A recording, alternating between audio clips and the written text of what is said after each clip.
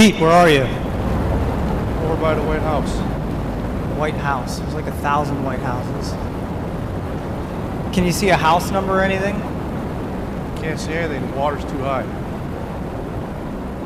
How about a landmark? Something like that. What did you say? Can you see any landmarks? I can see a church with and the road in front of me's. I can't even understand it. We're gonna have to try something different. Pete, go ahead and fire up your ATAC. All right.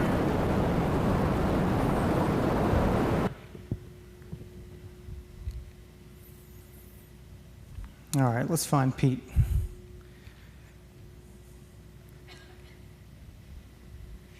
All right. Oh, there he is. Okay, see if he can find any landmarks where he's at.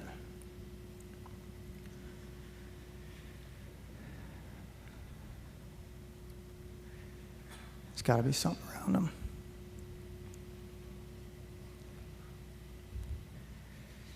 Oh, the church, broken steeple. All right, I think I remember seeing that on the way in.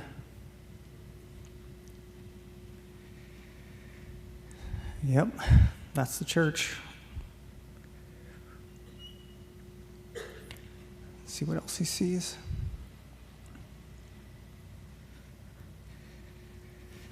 All right, road's flooded.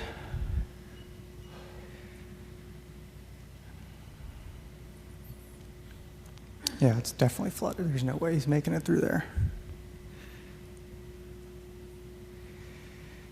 All right. Got it. Hi, and what you just saw was the Android Team Awareness Kit, or ATAC, which was developed right here at AFRL. Hi, my name's Peter Mozloom, and I'm the ATAC team lead. And I'm Lieutenant Justin Davis, a program manager on the ATAC team. So ATAC is a mobile, extensible, map-based situational awareness app with tactical capabilities to digitize the DoD. ATAC was first developed in 2010, initially for special operations. It was designed for a fast-paced,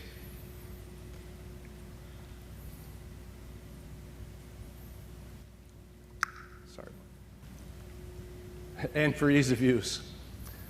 Although ATAC's roots stem back to special operations, it's more recently been used for emergency events, a recent one being Hurricane Florence. Paraphrasing what Napoleon Bonaparte once said, when disaster strikes, it's a scene of constant chaos. And in order to manage that chaos, you need a tool or an app to organize, understand, plan, direct, and monitor those emergency events. In March 2018, after being stationed there for almost 9 years, I left Seymour Johnson Air Force Base for officer training school, never to return again to Eastern North Carolina. Or so I thought. Little did I know I'd find myself back there just 7 months later, reliving the same nightmare I'd seen so many times before in dealing with hurricanes. Except this time, I had a different purpose. In early September, ATAC support was requested for impending landfall of Hurricane Florence along the eastern coast. And having friends, family, and previous coworkers still in the area, I knew this was one of those calls that I needed to answer. Within 15 minutes, I packed up all the ATAC gear I could possibly imagine needing for a situation I didn't even know the requirements for, which is a long way of saying I had no idea what I was doing, and I just threw stuff into bags. My coworker and I hit the road immediately, and we headed to Washington, D.C., where we actually had another team member in the area on travel. So kind of like the Three Musketeers, we joined forces and we headed south to Kinston, North Carolina. And our goal was to stand up a common operating picture and a command and control function unlike anything FEMA had ever used before. The current state of the command center was paper maps taped up all over the walls, printed on a 10,000-pound printer that I'm pretty sure they flew in via Chinook, flip cell phones, handheld radios, and really overall chaos trying to map and track assets on the ground. But within 24 hours, we gave them digital maps, weather overlays, real-time personnel tracking, And we also staged over 50 ATAC devices to later be distributed to first responders as they were transitioning into the disaster area. So it's important to note for many that accepting new technology or change in general is challenging, especially when that new technology is brought into a high-stress situation where people have trained the same way for many years. A lot of that anxiety, though, can be relieved by training and equipping personnel prior to the event. Although we may not have made as much headway in the command center as we originally hoped, our real victory came on the ground in dealing with the first responders, some of which had previous experience using ATAC. After we established ATAC infrastructure in the command center, our goal was to equip as many first responders as possible, because after all, these were the men and women that were saving lives every day. So anything we could do to help facilitate coordinated responses and improve their communication flow was our objective. Now earlier, Pete mentioned ATAC being designed for ease of use. Within 15 minutes or less, we were able to train first responders on how to utilize the basic functions of ATAC. Now mind you, many of these folks were technologically challenged, like myself. So thankfully we spoke the same language. Now in ATAC, we're able to customize the toolbar. So keeping their mission set in mind, we equip the devices with the minimum amount of stuff required for them to actually do their jobs. Personnel who were conducting fast water rescues and things with a lot of hands-on tasks were actually given GPS trackers like you see there. And what that did is allowed us to see their location immediately in ATAC and on the command center display, but it didn't require them to actually use an ATAC device.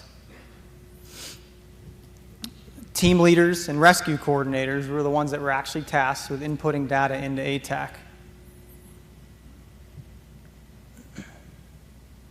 Now, in past disasters like Hurricane Katrina, first responders would go door to door conducting welfare checks, and they would actually spray paint the buildings like you see in this photo.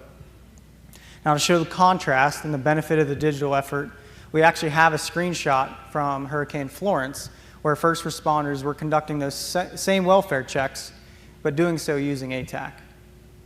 So a key point to take away from this slide is those checks were being performed, the emergency responder locations, and the status of the welfare checks were being updated in real time back in the command center. So in total, we distributed over 50 ATAC devices to 5 different task forces, made up of over 230 first responders. And they were ultimately responsible for hundreds of rescues. After we began connecting everyone, you truly started to see just how hard they were working. Rescues, hazards, road closures, even casualty evacuation requests began populating in ATAC and on the command center display.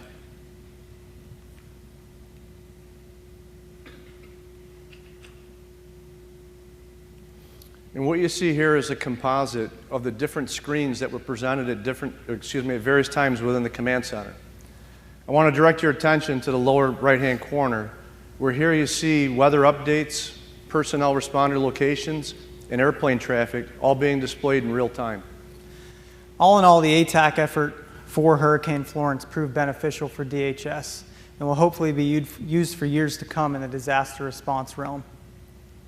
But this story goes to show that life at AFRL isn't so far removed from the operational environment. You very well may find yourself going back to that one place you never thought you'd return to, or better yet, that one place you never thought you'd see. So there are stories all around us about the interconnected information technology at its worst. Leaks of personal information and the proliferation of misinformation. At AFRL, though, we take information security seriously. We've spent a lot of time ensuring that the ATAC architecture is secure. Sometimes, when we're presented with great new technological opportunities, we tend to bury them underneath our old ways of doing business, as you can see here in this picture. ATAC, though, stands as a brilliant reminder that these technologies can do marvelous things, like facilitating collaborative humanitarian efforts focused at fixing problems and saving lives. Thank you.